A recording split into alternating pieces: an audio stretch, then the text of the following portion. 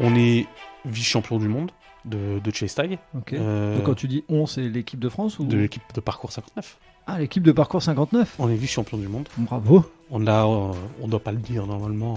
Je me ferais à taper sur les doigts. Mais on a été là, cette année champion de France là. C'était le week-end dernier. Bienvenue sur Tout un sport. Record du monde, Michael Phelps qui est en train d'écrire l'histoire. Vous l'avez fait les garçons.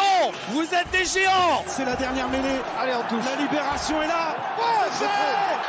L'équipe de France est championne du monde. Et l'équipe de France championne olympique. Tommy Reiner. Oui, champion.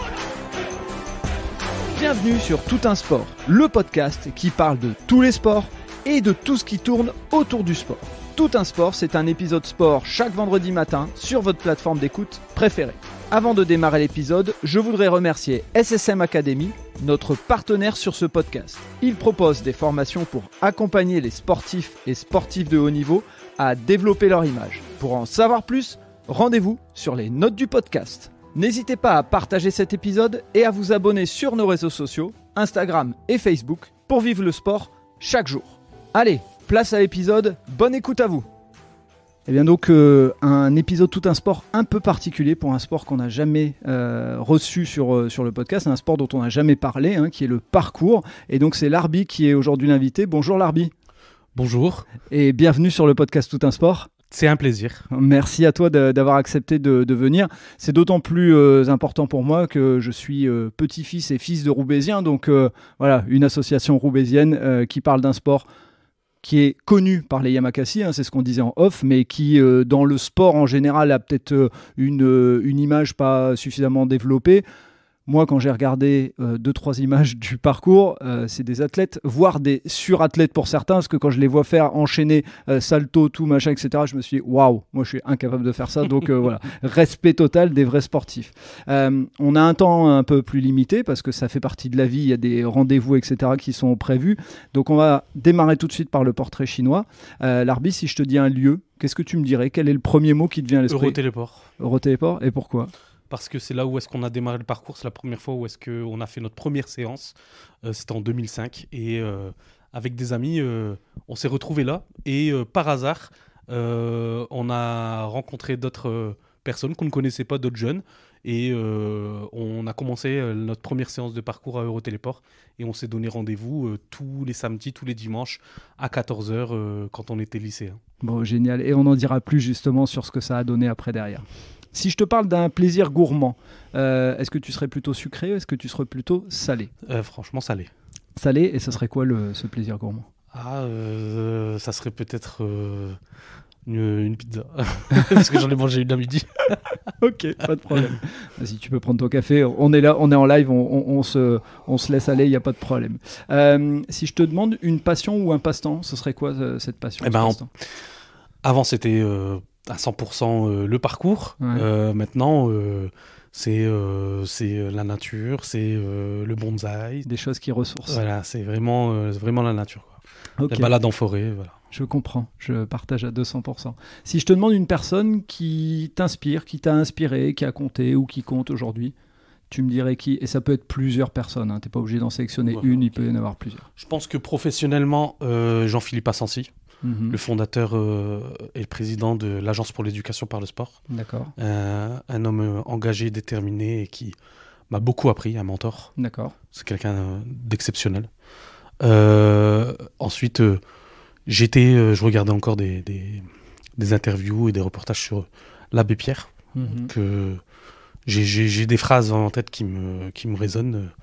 Et la voix des sans-voix, c'est magnifique. Okay. Voilà. Merci pour, de toute façon, effectivement, des personnes qui ont inspiré, on pourrait en avoir une cinquantaine, mais l'idée, là, c'est de donner 2-3 éléments.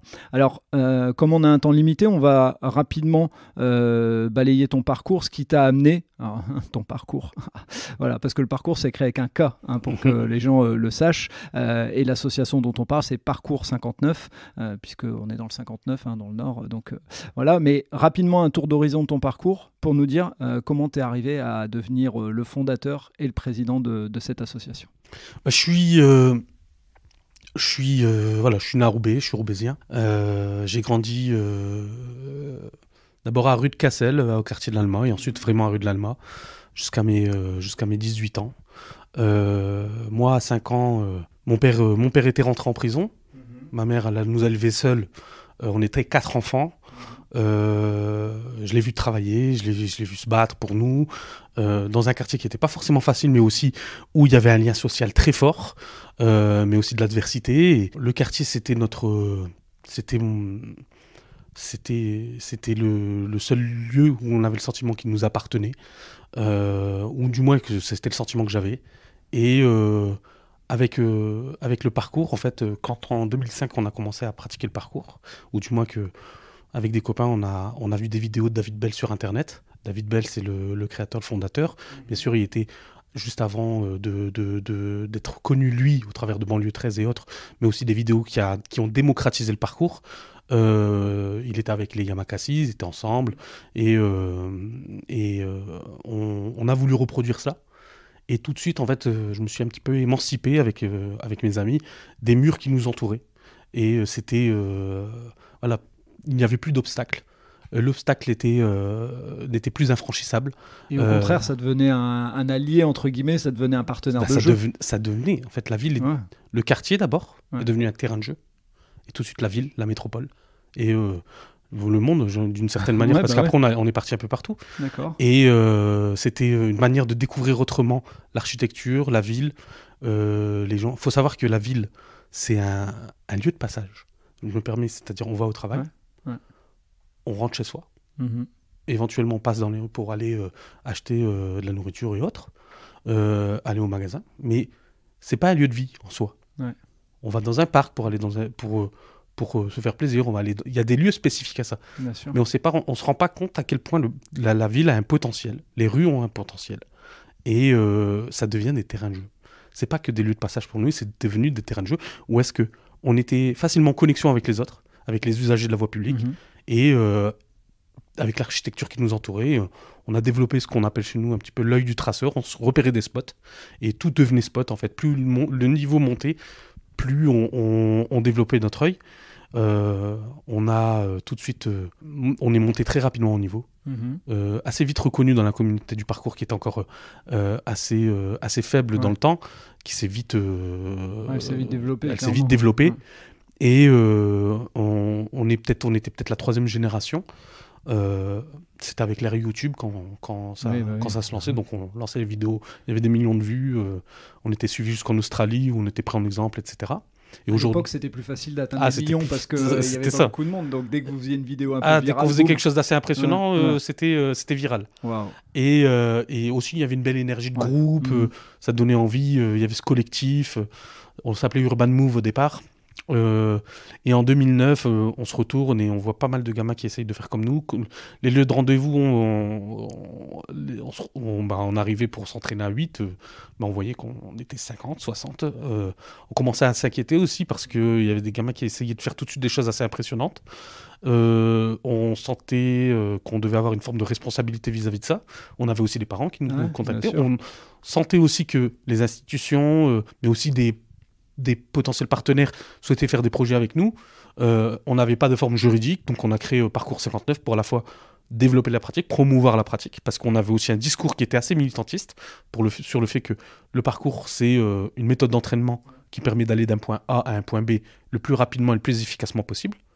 Et on avait besoin d'expliquer que voilà, c'était pas ce qu'on voyait forcément à la télé, que c'était une discipline à part entière, et qu'il fallait passer par une méthode pour pouvoir se former et rester en sécurité.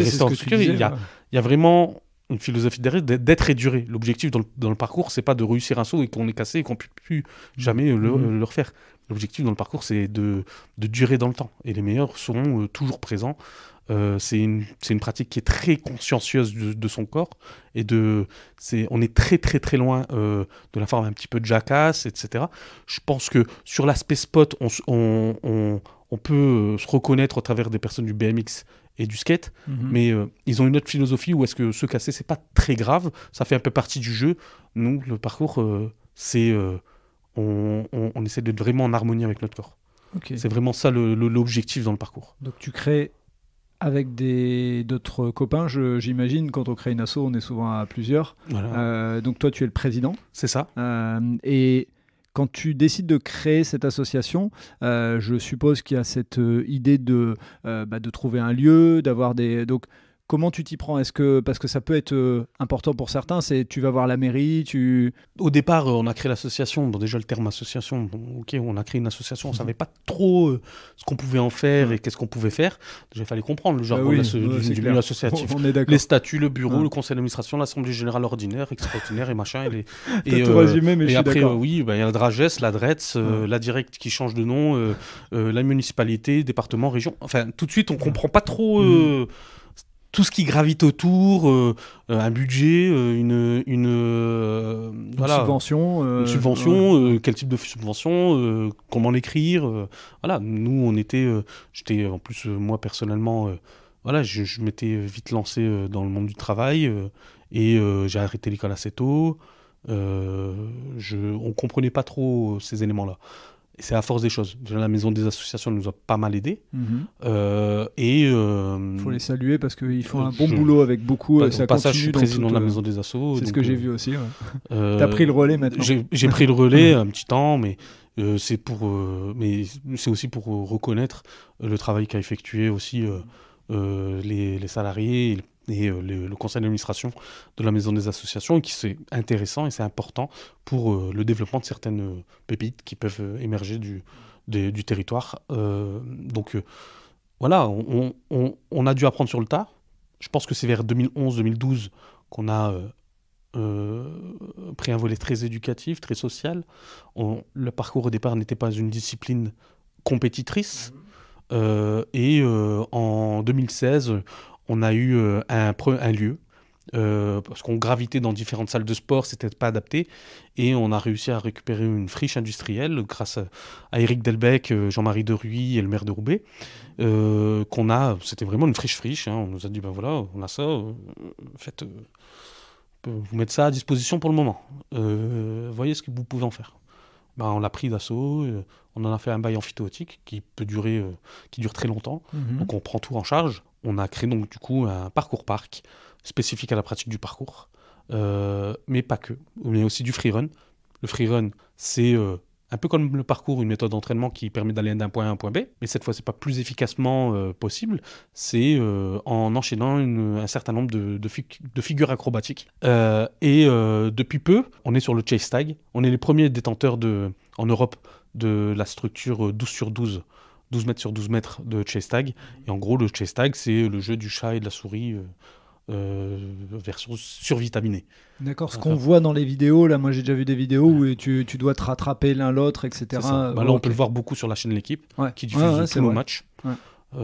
Et c'est en vogue un peu partout maintenant. Et donc vous avez il y a une expansion beaucoup plus forte que le parcours. Ouais.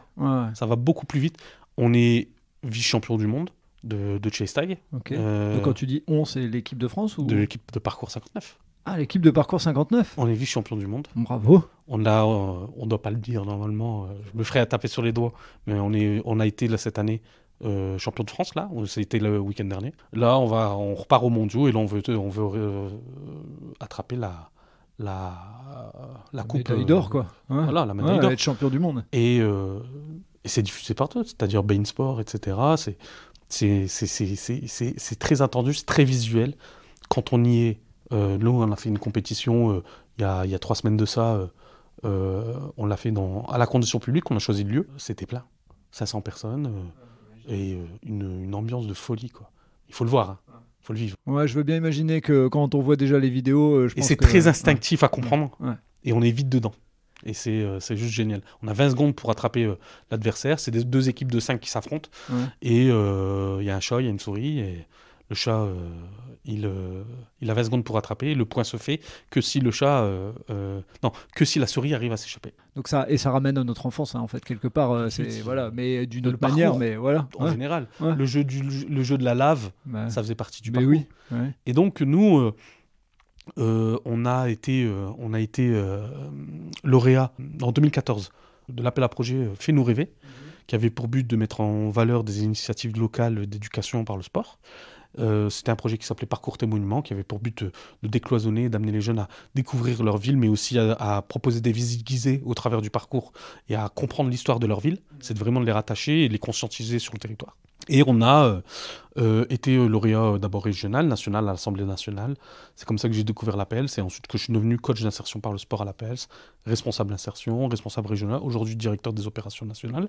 Et notre travail, c'est vraiment de faire de l'insertion par le sport.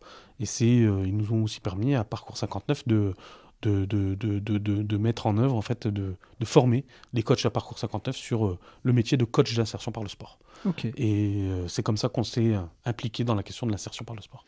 Et si on se met à la place de parents, parce que on l'a dit un peu en off, mais le parcours, ça concerne des jeunes, ça concerne les ados, ça concerne des adultes. Je suis une maman ou un papa d'un jeune ado qui veut aller le faire, et quand je vois les images, moi, à titre perso, je regarde, je fais « ils vont se casser en deux, etc. » Comment justement tu peux expliquer la manière qui fait que les jeunes qui vont arriver dans cette pratique, ils vont être sécures et ils vont pas se blesser? Il y a tout un entraînement, il y a une organisation.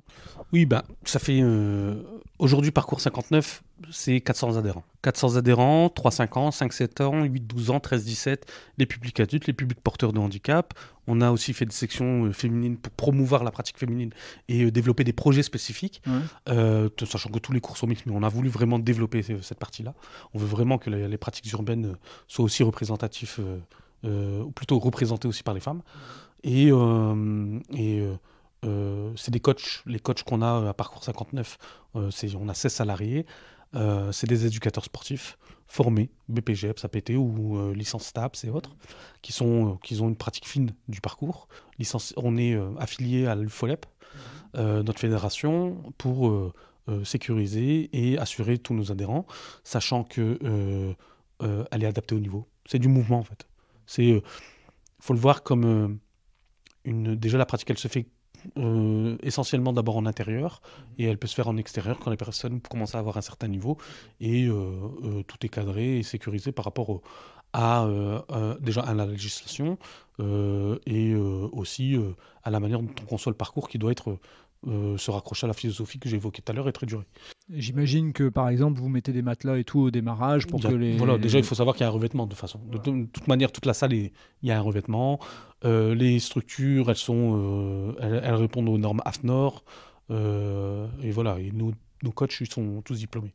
Et donc tu l'as dit, il y a des compétitions. Il y a des compétitions que en chest tag ou il y a d'autres en parcours, en freerun et en chest tag. D'accord. Il y a des compétitions, ce qui n'existait pas avant. Là, l'équipe de chest tag, elle est composée je veux dire, l'équipe première, on a 3 équipes. On a une équipe féminine, on a une équipe 2 et une équipe première. Et elle est composée d'adhérents de Parcours 59, certains de salariés, 2-3 coachs qui sont aussi dans les équipes.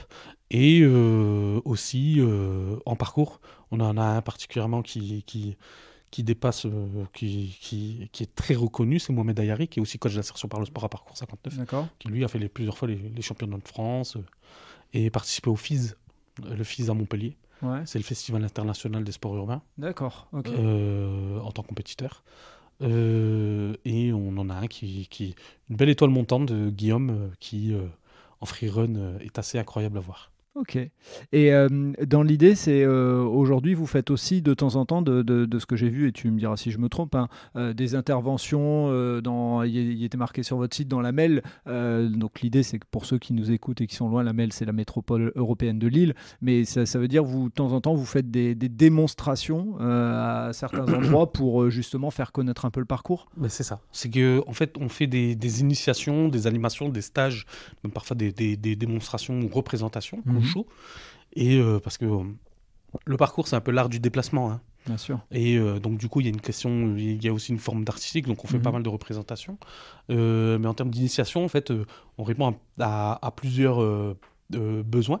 C'est-à-dire, il peut y avoir des besoins liés à l'occupation de l'espace public, l'animation, pure et dure, notamment pendant l'été, on en a beaucoup, pour les centres sociaux, pour les villes, etc. Et aussi à des éléments bien précis.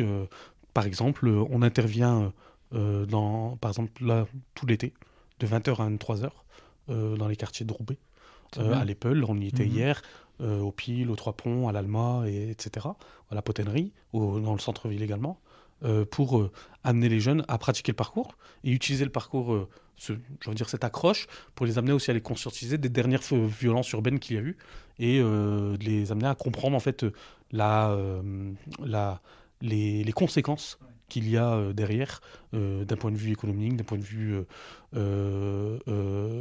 juridique. Ouais, et puis la logique, c'est que si le terrain de jeu, c'est la ville, et qu'on casse la ville, on casse le terrain de jeu. Ça, c'est une logique qui est propre à nous, mais c'est aussi,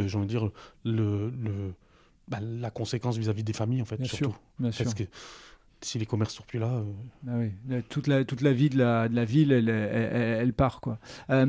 On va rappeler aussi, parce qu'il y a des gens qui l'oublient, mais vous êtes une association. De quoi vous vivez et justement, est-ce qu'il peut y avoir des mécènes qui viennent financer ? Je suppose qu'il y a des subventions, mais je vais te laisser un peu expliquer. Nous, on essaye au maximum de pouvoir trouver un moyen d'avoir un financement alternatif. C'est-à-dire que à la fois... Notre développement économique, on le fait au travers de prestations. Donc c'est important pour nous de faire des prestations. On veut montrer qu'on est capable de faire et que on préfère 100 fois qu'on fasse appel à nous pour intervenir. Donc quand tu dis prestation, c'est une animation, par exemple, initiation, un projet, quelqu'un qui paye pour vous faire présentation. Ouais. On a fait des représentations et des shows pour Renault, pour Kenzo, toutes sortes de choses et des initiations vraiment, c'est peut-être... Donc si vous êtes une entreprise... Une initiation qu'on a fait en 4 ans. Quoi. Ouais, si vous êtes une entreprise, là, par exemple, on peut faire appel à Parcours 59. En team building, on a une offre. Ouais. On a vraiment tout un élément justement sur le transfert de compétences, la cohésion. Et même sur le chess tag, ça peut être hyper intéressant pour le découvrir. Ça peut être intéressant aussi en termes d'image, parce que dire les jeunes, vu ce qui vient de se passer, etc., on pourrait dire et stigmatiser tous les jeunes et faire venir des jeunes qui montrent des choses et dire tiens, mon image, elle change. Okay. Et à côté de ça, on a quelques subventions. Ouais, forcément. C'est à peu près 60% de notre projet. Mm-hmm. Et c'est des subventions liées à la ville, à l'État décentralisé, la préfecture et autres, mm-hmm. Mais également du ministère du Travail, où on accompagne 80 jeunes par an sur l'insertion professionnelle, avec toute une équipe pluridisciplinaire. Et bien sûr, nous, le mécénat, c'est important. Mm-hmm. Ça nous permet de développer, de construire, de structurer, parce que généralement, en fait, les projets, quand ils sont subventionnés, en fait, ils sont subventionnés aux projets et on ne peut pas développer. Notamment, par exemple, un lieu comme la Friche, qui est une ancienne friche, et qui demande à être réhabilité, rénové, etc.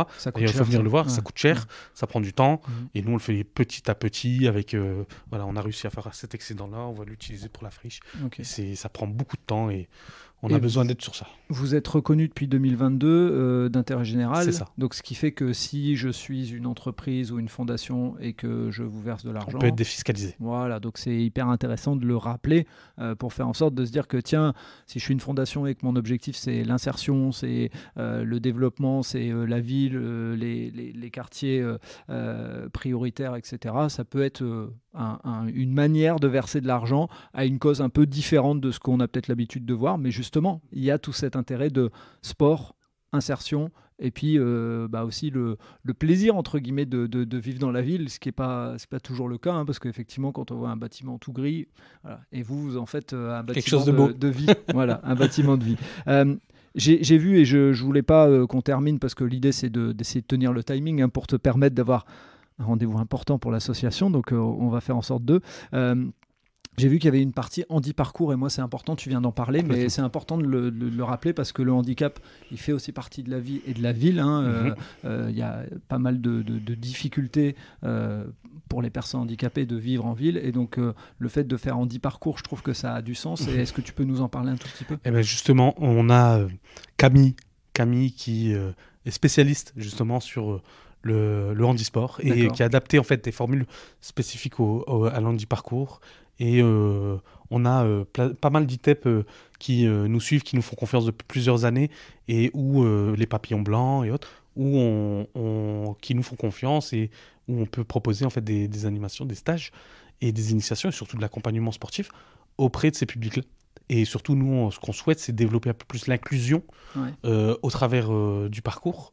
Et donc d'aller un peu plus loin. Et là, on vient de donner une mission à Camille de développer cette partie-là. Et on attend que ça puisse aller plus loin, quoi. Donc ça veut dire que les structures qui accueillent des personnes handicapées, elles peuvent faire appel à vous pour justement faire de l'initiation, une découverte, etc. Mais également, est-ce que tu as une partie, je suis un particulier, je viens avec mon enfant. Là, on a ouvert, on n'est pas subventionné pour ça, ou du moins on n'a pas encore rattaché quoi que ce soit. Mais par contre, nous, c'est une volonté du conseil d'administration. Donc on a totalement donné notre go à Camille pour développer cette partie-là. Et donc toute personne qui souhaite s'essayer au parcours et qui est porteuse d'un handicap, n'hésitez pas à venir, ça sera un grand plaisir de vous accueillir. C'est top, et on le voit dans ton sourire que c'est un vrai projet que tu portes, et ça fait plaisir parce qu'on sait que le handicap, il y a déjà des difficultés. Si le sport peut venir gommer certaines difficultés, c'est plutôt pas mal. Là, on est en juillet, il sera diffusé en septembre-octobre, plutôt octobre.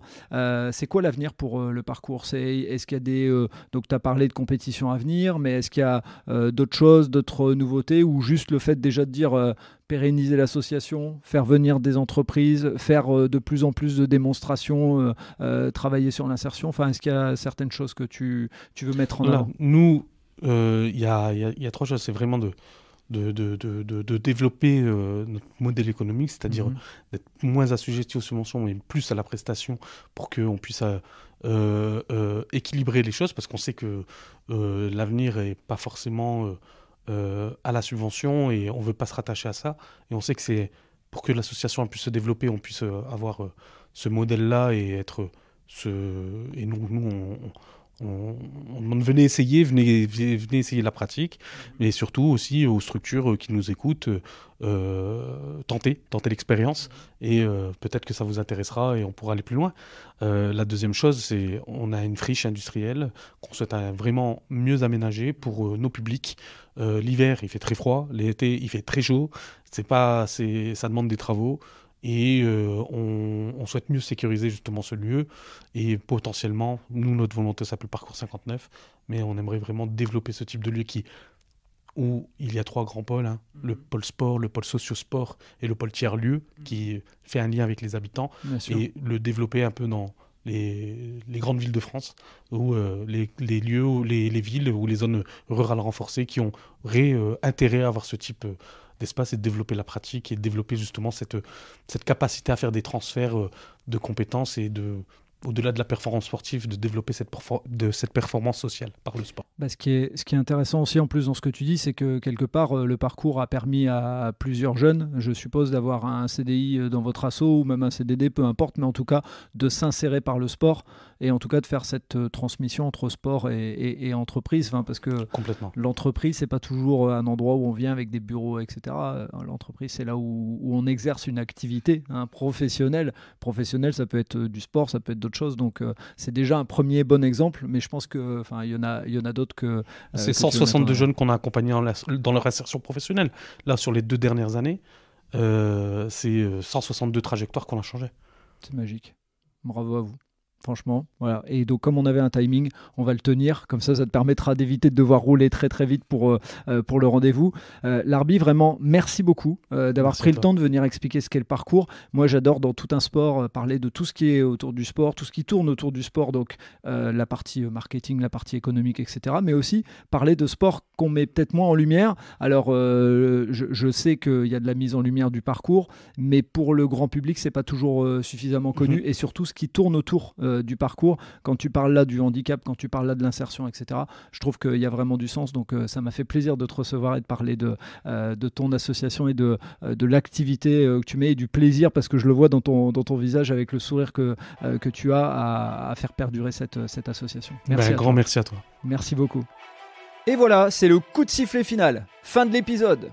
J'espère que vous avez apprécié cet échange, et pour en savoir plus, rendez-vous sur les notes du podcast. Si vous avez aimé cet épisode, N'hésitez pas à vous abonner et surtout à laisser un commentaire et une note sur Apple Podcast ou mettez 5 étoiles sur Spotify, ça aide à faire connaître le podcast.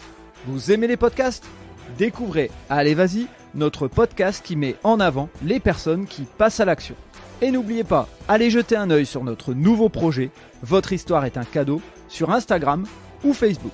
Je vous donne rendez-vous vendredi matin pour un prochain épisode de Tout un sport et à très vite sur nos réseaux sociaux.